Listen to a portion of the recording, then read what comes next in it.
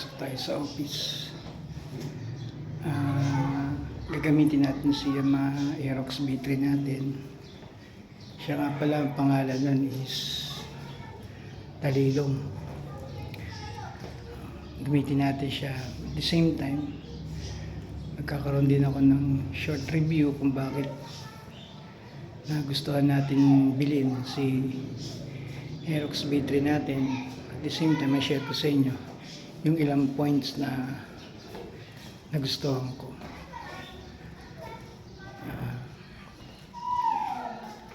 Salamat sa panonood ng video. Thank you. Yung gagamitin natin ngayon si B3 natin, si Aerox B3, si Talilong. Yan ang gagamitin natin ngayon para pumasok sa office.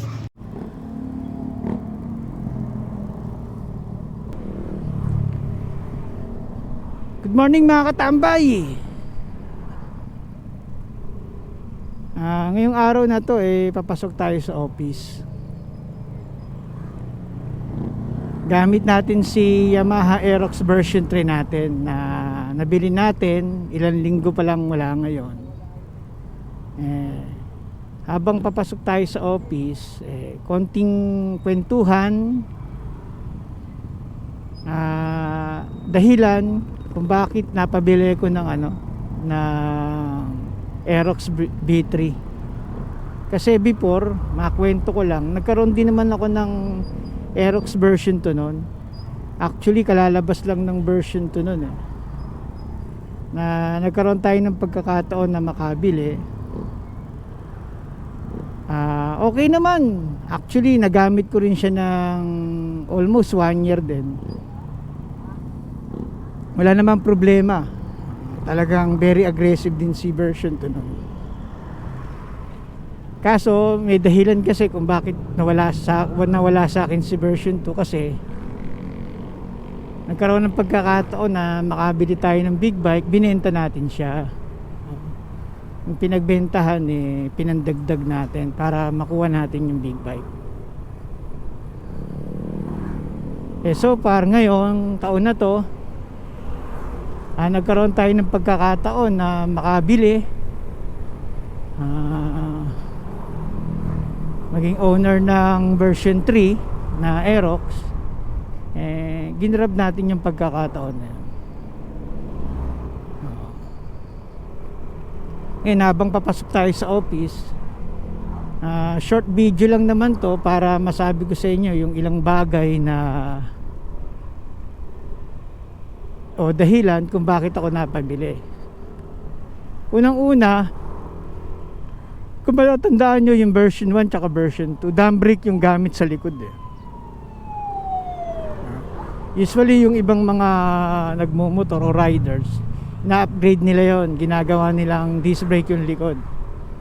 Talagang gumagastos para maging disc brake yung likod ng Aerox, kasi dam brake nga siya Yung mga NMAX na naka disc brake na rin Yung ilang mga competitors niya based dun sa category ng motor, halos lahat naka disc brake na yung likod Si Aerox lang yung dam brake. Ngayon 2026 lumabas yung or supposedly mga 2025 lumabas, yun nga, naka disc brake na. Siyempre yung mga riders na talagang matikuloso sa motor yun yung unang alam ko, pagkakaalam ko, yun yung unang naging dahilan talaga kung bakit mabenta na si si Aerox nung naging disc brake yung likod. Yun nga, lalong naging mabenta. Yun yung unang dahilan kung bakit ako napabili ng Aerox, kasi nga naka disc brake na yung likod niya compare mo dati, hindi. Siyempre pag disc brake yung gamit mo, tulad nitong gamit natin, version 3 standard, pero disc brake na yung likod niya. Mararamdaman mo talaga yung yung power ng brake. Dati sa harap ang malakas sa likod. Nararamdaman mo medyo medyo hindi ganun kalakas kasi nga dam brake yung gamit. Nung ginawang disc brake, talagang mararamdaman mo na kahit yung brake mo sa likod ang gamitin mo, talagang malakas. Sa mga biglaang pagpreno, talagang kumakapit.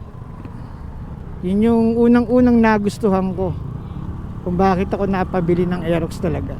At the same time, yung pag tiningnan mo sa likod yung forma niyan, yung tindig ng motor, pag nakatalikod ka, talagang umangas yung motor kasi nga mula nung naging disc brake yung likod. Syempre, pag nakatalikod yung motor, kita mo yung ano niya. Pangalawa, yung taillight niya sa likod. Yan. Actually, sa pagkakaalam ko, kung di ako nagkakamali, halos kapareha siya ng ng sniper. Yung taillight ng sniper, parehas siya ngayon. Yung sa version 3 ngayon nagamit natin, parehas siya ng ng taillight ng sniper.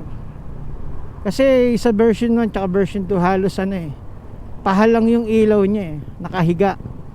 Dito ngayon nakatayo yung ilaw niya.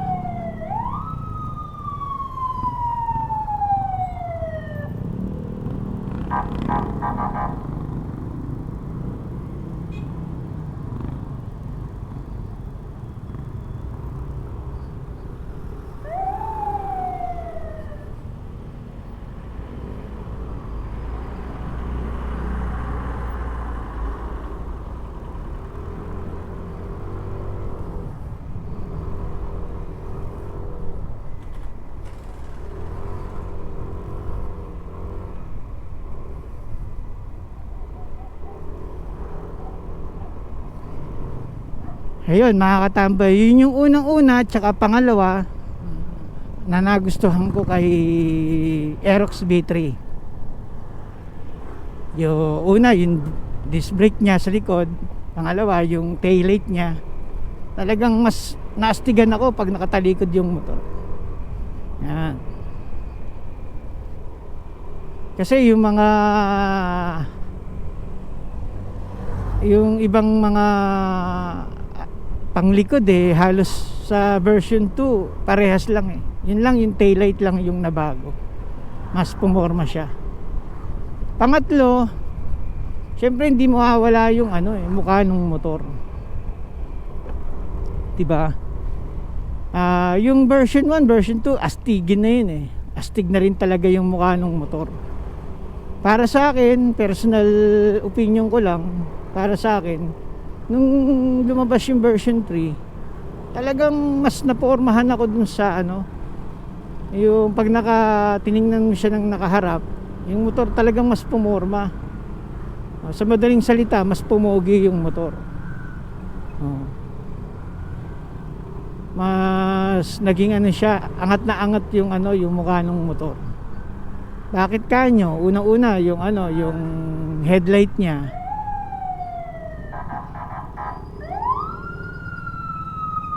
Ang alam ko,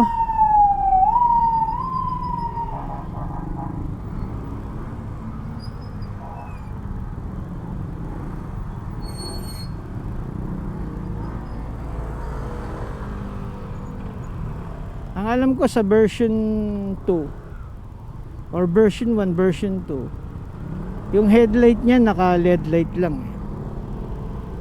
Sa version 3 kasi ngayon, sabi nila, kung di ako nagkakamali, mapapansin mo naman doon sa headlight ng version 3, naka projector siya. Projector light yata ang tawag doon. Base doon sa mga vlogger na napapanood ko, mga moto vlogger, mas maliwanag siya compare mo dun sa version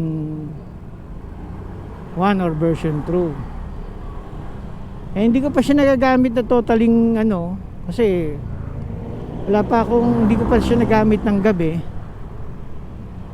Siguro sa ibang pagkakataon matitesting natin yan. gamitin natin ng gabi itong motor si version 3 para makita natin yung kung nag-improve ba yung ano, yung headlight niya, kung mas maliwanag siya compare mo sa version 2 na doon ko lang siya pwedeng i-compare sa version 2 natin kasi yun hindi ko naman nilagyan ng ano yun na additional lights or MDL kasi okay naman, maliwanag din naman si version 2, sapat naman yung liwanag niya kung gagamitin mo lang pang araw-araw, trabaho, sa bahay, ganun, okay naman, di naman ganun ka dilim. Pero ito sa version 3, sabi ng mga vlogger mas maliwanag daw siya dahil daw naka-projector. Susunod na vlog natin siguro yun yung itatopic natin kung ano yung kung nag-improve ba o hindi. Pero sa ngayon nagustuhan ko nga yung dahil nga doon binago yung headlight niya, tapos yung ano nagkaroon siya parang ng ano ng di ko alam kung spoiler ang tawag doon or winglet, ganon dito sa harap ng motor. Winglet siguro, mas astig yung ano yung winglet niya maliit lang, tapos parang naka yung plastic niya parang naka carbon finish siya, parang carbon design yung ginamit sa kanya, kaya umastig, pumugi talaga yung motor. Nagkaroon siya ng winglet maliit lang pero dagdag forma rin mahusay din sa Yamaha talagang angat na angat yung ano yung mukha ng motor Tapos ano pang-apat, medyo ano siya lumapad para sa akin parang mas lumapad siya yung motor, mas lumapad yung motor sa sarili kong opinion lang. Yan. Tapos pang-lima,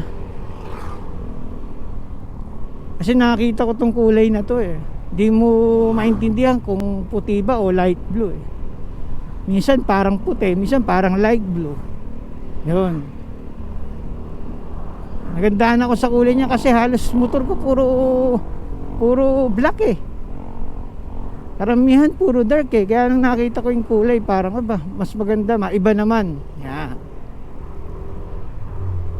Para sa kasi okay din yung black ng Aerox kaso puro black na yung motor ko para maiba naman ganon, ibang kulay.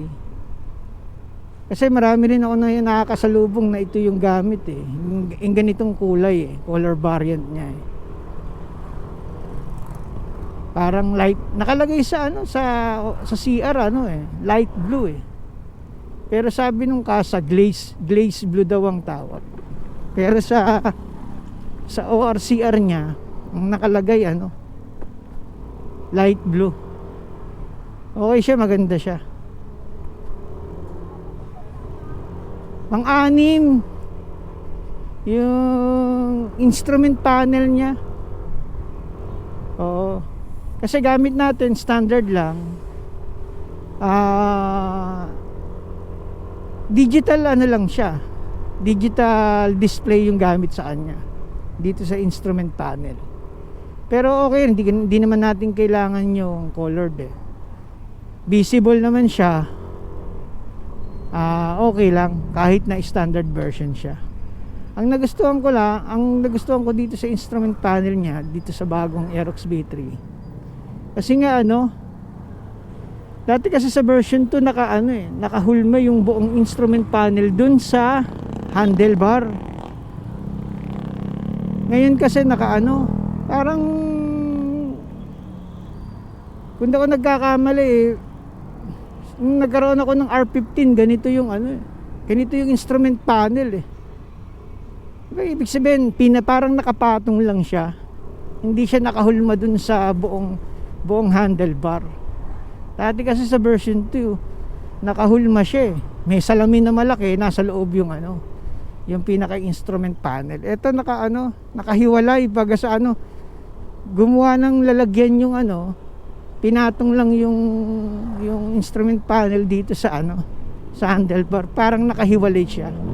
Yun yung nagustuhan ko, pumorma yung handle niya, mas pumorma, mas maliit lang siya, maliit lang yung instrument panel pero astig kasi ganito yung nung nagkaroon ako ng version 3 ng sniper ng na R15 version 3, ganito yung instrument panel niya, ganito yung forma. Pero yung kulay nung display niya ganun pa rin, kulay asul. Mas pumogi siya, mas may dating yung sa ngayon yung 6 na dahilan na yon kung ba't yun yung nagbigay sa akin ng ng desire para bumili ng ng version 3 na Aerox. Kasi habang binablog to ng mga ilang vlogger, napapanood natin sa social media, yon, napapaisip tayo yung mga ilang improvement na yon na ginawa ni version 3 compare mo sa version 1 tsaka version 2. Yun yung naging dahilan.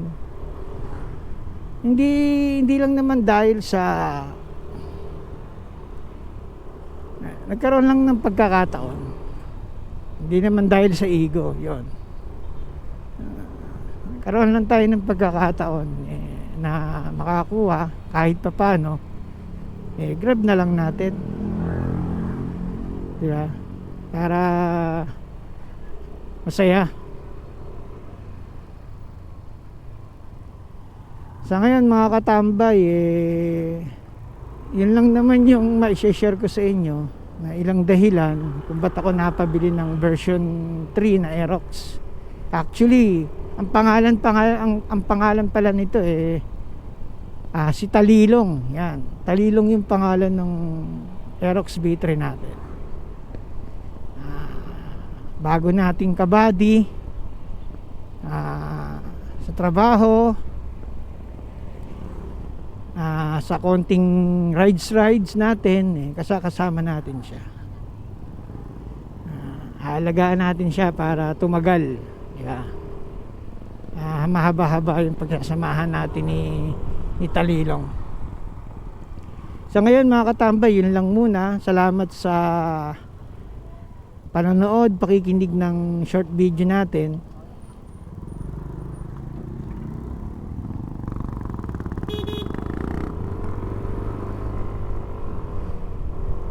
Yun yung mga dahilan kung ba't tayo napabili. Konting suporta sa YouTube channel natin. Please subscribe, like and share and comments to our YouTube channel, Facebook page, tsaka sa TikToks. Salamat sa pakikinig, panonood mga katambay. Next video.